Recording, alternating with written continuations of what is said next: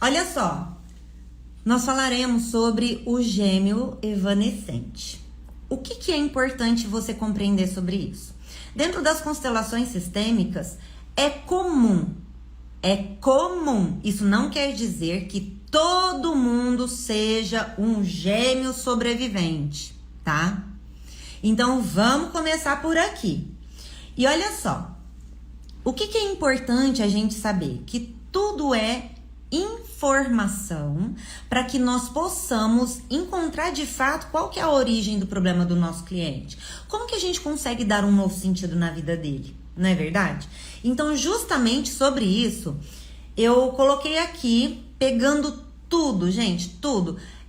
Atendimentos que eu já fiz, lembrando de tudo que as pessoas já falaram para mim, onde eu detectei, né? Olhei dentro do campo e apareceu ali um irmãozinho gêmeo, justamente para que vocês consigam também chegar nessa origem, tá bom? Então vamos lá. É interessante que eu quero até iniciar aqui falando sobre a frase: a fonte não precisa perguntar pelo caminho. Essa frase é do Bert Hellinger e eu gosto demais dela, porque geralmente, pessoal, nós buscamos fora, nós queremos buscar respostas fora de nós queremos buscar resposta fora do nosso cliente e não é assim que funciona. Nós precisamos sempre levar em consideração tanto a parte interna quanto também a parte externa. Então, nós utilizaremos todas as informações necessárias para a gente conseguir ajudar o nosso cliente a dar um próximo passo. Ou você que de repente fala: Pri, eu quero autoconhecimento. Perfeito! Você é a própria fonte. A tua alma, o teu espírito já sabe. Então, conforme eu for falando, ficará muito mais fácil para você identificar. Será que eu tenho um gêmeo evanescente? Será que alguém da minha família também tem? Tá? Pri, tem umas frases do Bert que mexem muito com a gente, né? Sim, com certeza, mexe demais. Então, essa frase cabe muito bem aqui. A fonte não precisa procurar o caminho. A fonte não precisa perguntar pelo caminho. A fonte já sabe. E a gente precisa saber confiar nessa fonte, porque não é fora de nós. A resposta está sempre dentro de cada um. Então, vamos lá. Costumamos dizer sempre que pessoas que são gêmeas, elas podem ter sorte. Outras pessoas falam: nossa, que sorte, fulano tem irmão gêmeo, que legal, deve ser divertido, deve ser bacana. Até me conta aqui se você também já pensou que de repente você poderia ter um irmão gêmeo. Porque, gente, geralmente os irmãos gêmeos, eles auxiliam na reparação dos campos sistêmicos. E é justamente dentro do próprio campo sistêmico que vai trazer essa necessidade do quê? De reparar, de repente, abortos lá do passado, mulheres ou homens, famílias que de repente perderam filhos. Tudo isso está muito relacionado, tá? A essa necessidade do campo chegar com duas crianças. É algo que é muito comum, mas vamos colocar aqui uma média, né? De 100% das mulheres que engravidam, apenas 20 ou 30% delas que conseguem chegar ao final da gestação com os 2 bebês. Então, olha só, quando a gente vai observar, é muito mais comum, porque justamente aquele momento em que que se forma um embrião, que tá o óvulo e o espermatozoide já vai ali dentro, aquilo já se transformou numa vida, porque são 2 conexões muito profundas. Isso, mas são gêmeos que vingam e tem os gêmeos que não vingam, exatamente. Então é justamente isso que a gente precisa entender. Formou o embrião? Formou. Então já é uma vida. Porque às vezes a gente fala assim: não, mas só gerará uma vida depois de tantos meses, quando a barriga já tá grande. Não. Dentro do campo sistêmico, sempre vai aparecer algo semelhante. Isso não quer dizer que todo mundo é um irmão gêmeo, tá? mas é comum de acontecer. Então a gente tem que prestar muita atenção, porque talvez as pessoas elas trazem os sintomas, mas ao mesmo tempo que elas trazem os sintomas, ela pode estar representando de geração passada.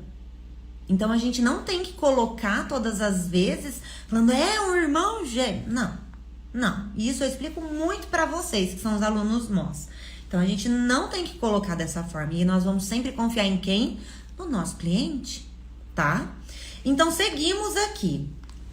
Todas aquelas perdas que foram extremamente dolorosas nas gerações passadas pode sim trazer histórias de filhos gêmeos ou crianças gêmeas, certo?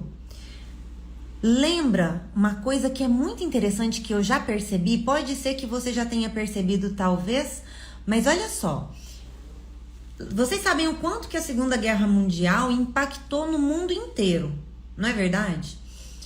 Depois disso, eu não sei se vocês já perceberam, mas eu percebi isso, que há muita gente lá do Rio Grande do Sul aparece gêmeos demais. Alguém já percebeu isso também? Ou foi somente eu? Vocês já perceberam isso também? Gente, tem muitos gêmeos. Claro que isso não é somente lá, né? Mas uma grande probabilidade nasce ali. Podem perceber que muitos alemães eles sofreram também lá os impactos. Os judeus sofreram os impactos, muitos pegavam os gêmeos, judiavam dos gêmeos, não é verdade? Ok? E aí, o que aconteceu?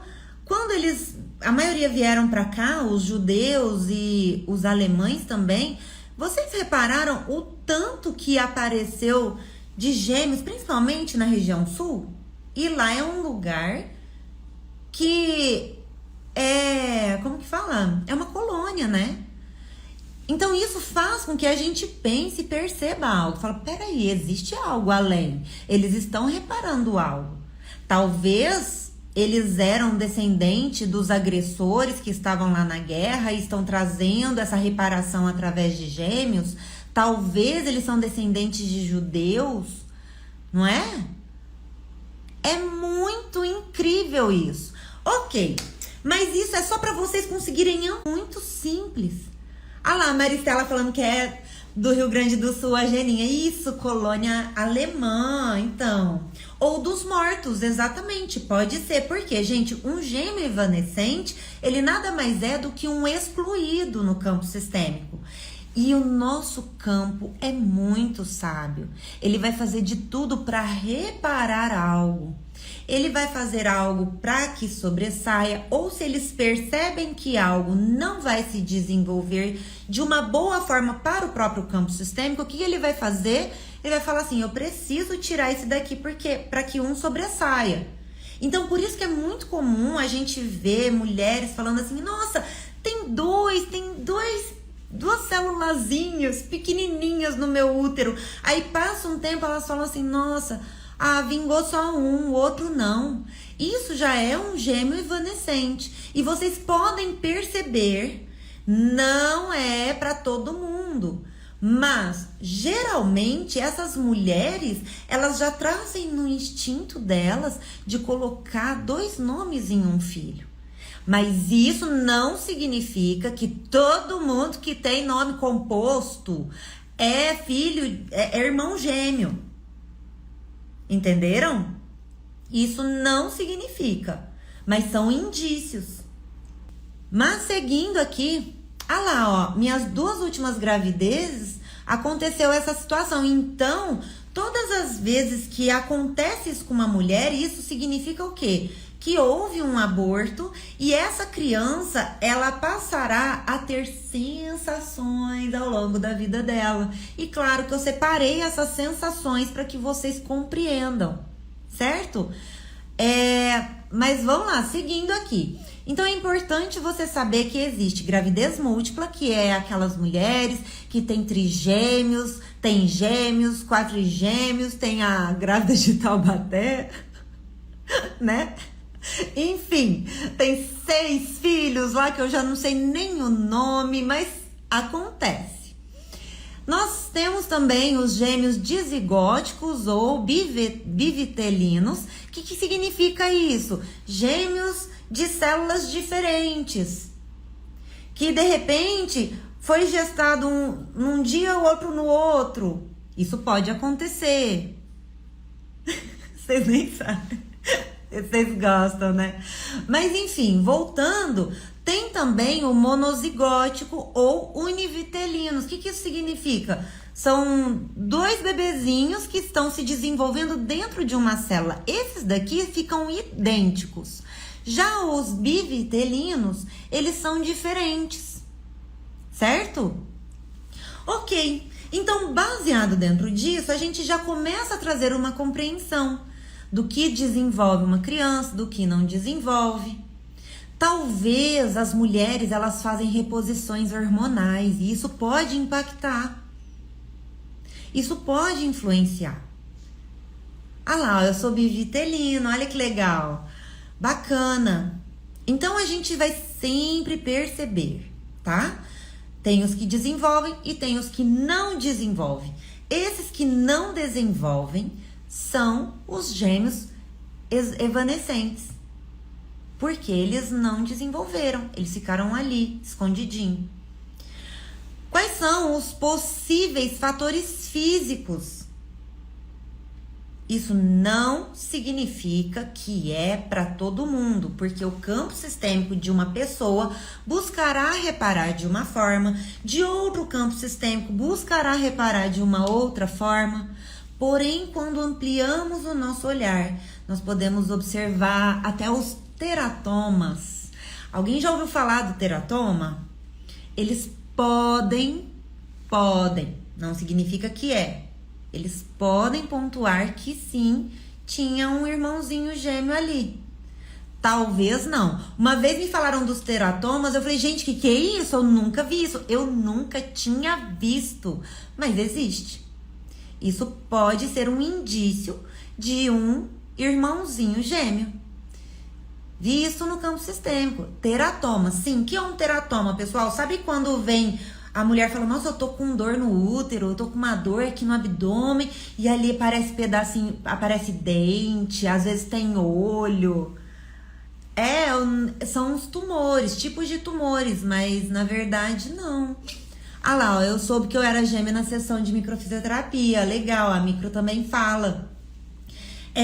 Quisto ovárico dermoide, ele também demonstra, tá? O quisto são os cistos mesmo, todos aqueles tumores que vão aparecendo dentro da mulher. Isso também é um sinal. Não significa que mas é um sinal, tá? Órgãos duplicados. Uma vez eu ouvi uma moça que ela falou assim, Priscila, eu tenho 3 rins. Eu falei, o quê? Eu falei, como assim? Você tem 3 rins? Ela falou, eu tenho 3. Eu falei, mulher, como você é sortuda. Como que cabe 3 rins dentro de você?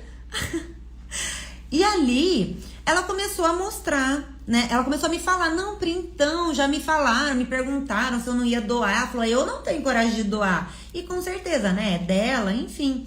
Mas isso pode acontecer. Órgãos duplicados é um sinal, não significa que mas é um sinal. A gente nunca sabe o que, pessoal, o que está no campo sistêmico, o que ele está buscando reparar ali. Um outro, órgãos espelhos. Já ouviram falar dos órgãos espelhos? Órgãos espelhados é mais ou menos assim, meu coração tá do lado esquerdo, mas a pessoa nasceu com o coração do lado direito. Ah lá, a menina nasceu com 2 vaginas, eu não acreditei. Caraca, gente, aparece de tudo. Ah lá, útero bicorno, que mais? Olha, tem um monte de gente falando um monte de coisa aqui, olha que legal. Eu tinha vários cistos e eles sumiram depois da minha gestação, olha que legal, Sashi. Então, os órgãos espelhos também, porque ele traz uma lateralidade inversa. Priscila, falando em lateralidade, os canhotos são? Nem sempre. Talvez os canhotos, eles precisaram desenvolver o lado esquerdo como uma forma de sobrevivência. A minha mãe me comentou um negócio que isso me chamou muito a atenção, mas logo eu vou contar um pouquinho mais para vocês sobre isso. Tô até pensando em montar uma aula sobre isso pro pessoal, pros alunos nossos, sabe? Mas é basicamente assim. A minha mãe disse que teve uma vez que o meu avô, o pai dela, o vô João, ele machucou a mão dele inteirinha, assim, ó, que arrancou tudo. A mão direita. Então, o que eles fizeram naquela época? Eles abriram a barriga dele e colocaram a mão dele lá dentro. Porque precisava reparar a pele. Antigamente faziam muito isso. E ali, eu fiquei pensando, falei, nossa, o que eu percebi? Né? Eu falei, mãe, isso impactou a senhora? Ela falou, nossa, Pri do céu, e eu que ficava pensando, né? O medo que eu tinha de vocês machucarem durante, né? Quando eu tava grávida, eu tinha um medo de vocês machucarem a mão de vocês. Inconscientemente, a memória da minha mãe já trouxe também informações na gestação da minha irmã. Claro que tem muito mais coisas profundas aí. E a minha irmã nasceu canhota. E eu também nasci canhota, só que o meu e da minha irmã tem também algo semelhante aí com gemelaridade, mas depois eu passo isso, tá? O quimerismo também. O quimerismo, o que isso significa? Sabe aquelas pessoas que têm um olho de cada cor? Priscila, todo mundo é gêmeo porque tem um olho de cada cor? Não. Porém, são também fatores físicos, tá? Também são fatores físicos. Fetus in feto. Já ouviu falar desse? Fetus in feto é quando uma pessoa nasce e de repente tem uma parte, parece, de repente tem um pé de bebê no meio da barriga. E eles falam que é um parasita. Eles falam, é um corpo parasita que tá ali, mas não é. Heterocromia, eu não sabia que poderia ser fator. Isso, pode ser. Ah lá, um monte de gente canhoto também. Olha que legal, pessoal, bacana. Então, assim, o fetus in feto também é um sintoma. Por exemplo, se lá a pessoa tem uma mão aqui, ó, então é um sintoma. Significa que é? Não. Mas é um grande sintoma que isso está demonstrando. Pessoal, quais são os possíveis sentimentos que as pessoas trazem? Possíveis, tá? Tudo que eu falo, gente, são possíveis. Não é uma verdade absoluta, porque cada pessoa desenvolve de uma forma. Cada sistema familiar buscará reparar de uma forma diferente. Mas os possíveis sentimentos que as pessoas têm. Tô falando isso baseado dentro dos atendimentos que eu já fiz, tá? Então vem aquele sentimento de culpa, sentimento de responsabilidade sobre o outro, o medo de perder o outro, sensação de vazio dentro de si. É profundo. Parece que a pessoa não consegue preencher aquele vazio por nada. Que mais? Desejo de encontrar um bom lugar. Sabe quando as pessoas falam assim, ai, que vontade, eu sei que eu vou encontrar um lugar maravilhoso que vive só na cabeça, gente, porque não existe esse lugar. Não existe esse lugar. Esse lugar que essa pessoa busca é a companhia do irmão. A pessoa, ela tem aquela sensação, eu preciso encontrar alguma coisa que foi perdida. Eu preciso encontrar alguma coisa que foi perdida, mas ela não sabe nem de onde que vem. Então, vamos lá. Quais são os possíveis pensamentos que as pessoas trazem? Mas são aqueles pensamentos ocultos, que é um segredo para essa pessoa, que às vezes ela não conta para ninguém. Mas ela sente isso dentro de si. Por que não me olham? Eu sinto que ninguém me olha. Eu sinto que eu não pertenço a esse vazio. Eu sinto que eu não pertenço nesse vazio. Eu sinto que eu não pertenço a essa família. Eu sinto que alguém me deixou sozinho. assim, eu sinto que me falta algo. Esse lugar aqui não tá bom, eu quero ficar sozinho. Ah lá, tem vontade de sumir. Ai, minha nossa, ó, olha os sintomas aparecendo aí. Vocês vão sentir, porque, gente, a fonte não precisa perguntar pelo caminho. Principalmente quando é criança, viu? Principalmente. Ah lá, queria ficar viajando. Olha que profundo. Me falta alguém. Eu sinto que falta alguém. Eu preciso salvar. Cadê os salvadores aqui que precisa se policiar para sair desse lugar? Os salvadores têm, talvez, né? São possíveis sintomas. Eu preciso salvar outra pessoa. Eu não posso ver o outro sofrer. Eu não posso ficar sem essa pessoa. Eu não posso. É um sintoma também. Priscila, mesmo que eu não conheça, mesmo que não conheça a pessoa, tá? Ah lá, ó, sinto que eu... Olha lá, era o que eu falava, eu sinto que eu não pertenço à família. Pronto, já tá achando, ó. Que mais?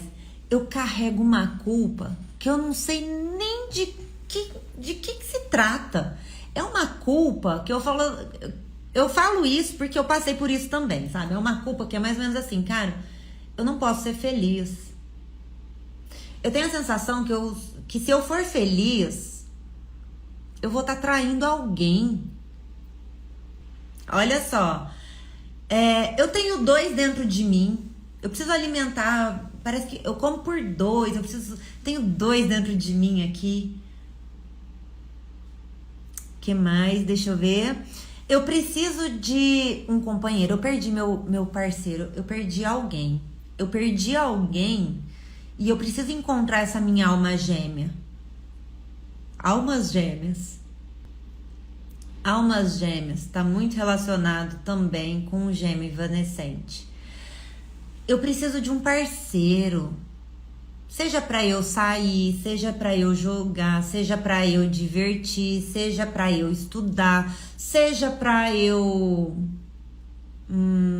fazer algum trabalho, seja para eu ter um projeto, colocar um projeto em prática. Eu preciso de um parzinho comigo. Sozinho eu não consigo. Meu parceiro ou a minha parceira pode me trair. Traz, sim, gente, essa sensação de achar que será traído. Pois é.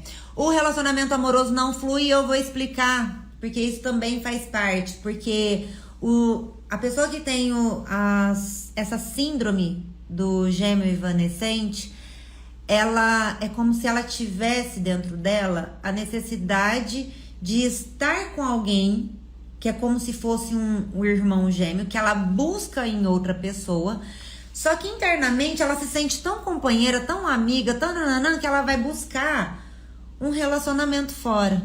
Isso pode acontecer. Priscila, isso é desculpa. Não, gente, tem também, né, caráter envolvido. Só que a pessoa, inconscientemente, ela vai buscar. É também um sintoma, tá? O que mais? Preciso encontrar minha alma gêmea, eu preciso encontrar alguém que me completa. Eu me sinto incompleto. Claro, a gente sempre vai buscar alguém, sabe, pra somar na nossa vida, pra gente ficar assim, completos, mas é uma completude que é como se fosse realmente da alma, entende? Ah lá, eu fico procurando sempre alguém pra fazer as coisas comigo. Pronto, a outra. Tem um monte.